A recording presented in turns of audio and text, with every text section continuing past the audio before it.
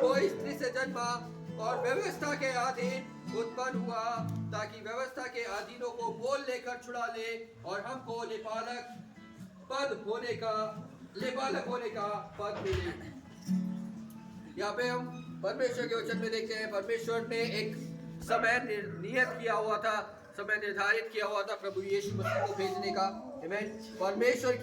परमेश्वर का प्लान में प्लान ए प्लान बी नहीं है कि वो पहले प्लान ए बनाया था, वो काम नहीं किया तो मेरे लिए प्लान बी तैयार है जो कि प्रभु यीशु मसीह है। नहीं, संसार की सृष्टि की ब्रह्मांड की रचना से पहले ही उसका पुत्र तैयार था कि वो जानता था कि हम मनुष्य हैं, हम पाप करेंगे और हम कभी भी अपने सामर्थ्य से, अपनी ताकत से उसकी धार्मिकता का हम मुकाबला नहीं कर सकते, उसकी धार्मिकता को हम नहीं ले सकते, उसके उद्धार को हम नहीं पा सकते। हमें एक मध्यस्थ की जरूरत है, हमें एक ऐसी मेमने की जरूरत है, एक ऐसे व्यक्ति की जरूरत है जो हमारा सहारा बने, जो हमारे स्थान पर आकर हमारे पापों का दाम दे और हमें परमेश्वर के बेटे और बेटी बनाए, हमें वो उद्धार दे जो परमेश्वर की योजना में है।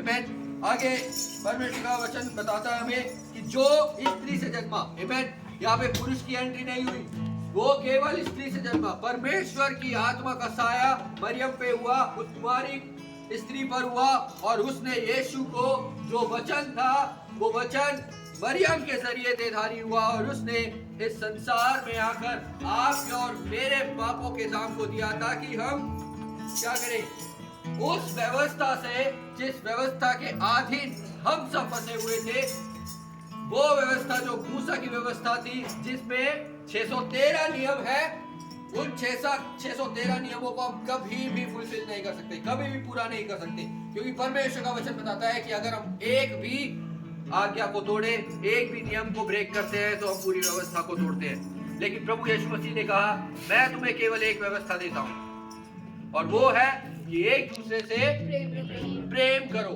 क्योंकि ऐसा करने से तुम व्यवस्था को पूरा करते हो। और परमेश्वर का प्रेम प्रभु यीशु मसीह है। आमीन। क्योंकि परमेश्वर का वचन बताता है यूहन्ना 3 और उसकी 16 में, क्योंकि परमेश्वर ने जगत से ऐसा प्रेम रखा कि उसने अपने एक लौते पुत्र को दे दिया ताकि जो कोई उस पर विश्वास करे विनाश ना हो परंतु अनंत जीवन पाए। वो अनंत जीवन परमेश्वर की योजना में है। परमेश्वर नहीं चाहता कि हम में से कोई भी नाश हो, परमेश्वर नहीं चाहता कि हम यही रह जाएं, परमेश्वर नहीं चाहता कि हम अकेले रह जाएं, परमेश्वर नहीं चाहता कि हम अपने बंधनों में रह जाएं, परमेश्वर नहीं चाहता कि हम अपने फाउंडेशंस में रहें, परमेश्वर नहीं चाहता कि हम इस संसार में अपने पापों के तले दबे रह जाएं। और उन सब चीजों से छुड़ाने के लिए, उन जंजीरों को तोड़ने के लिए उसने प्रभु यीशु मसीह को भेजा ताकि उसकी क्रूस की मृत्यु से सारे बंधन टूट जाए और हम आजाद हो जाएं। गलातियों 5 और उसका पहली आयत कहती है कि तुम्हें स्वतंत्र होने के लिए स्वतंत्र किया गया है, दोबारा दासत्व के जुए में ना जुटो। आज बहुत सारे इंसान, बहुत सारे मनुष्य कई तरह के बंधनों में है, आमीन, कई तरह की दासत्व में है। कोई धर्म की दासत्व में है, कोई जाति की दासत्व में है, कोई किसी दासत्व में है, कोई किसी चर्च की दासत्व में है और कई एरियाज ऐसे हैं। कुछ लोग अपने परिवार में ही 10 चीजों के दास बने हुए हैं, कोई नशे की हालत में है, आमीन। लेकिन परमेश्वर चाहता है कि हम उन सब चीजों से छूटे, उन सब चीजों से बाहर निकले और उस उद्धार को जो परमेश्वर का है हम उसको पा सकें। आमीन। इसी के नाम से आपके ऊपर करते हैं खुदा पिता परमेश्वर, आपका धन्यवाद उस सुंदर समय के लिए, इस सुंदर घड़ी के लिए पिता परमेश्वर, इस अवसर के लिए पिता परमेश्वर जो आपने हम सबको दिखाया खुदा यीशु मसीह में अब तक साथ जुड़े रहा खुदा यीशु मसीह, तेरी महिमा में, तेरी आत्मा में खुदा यीशु मसीह में पिता परमेश्वर। इस घर को, इस सदस्य को तेरे नाम से मैं आशीषित करता हूँ पिता परमेश्वर।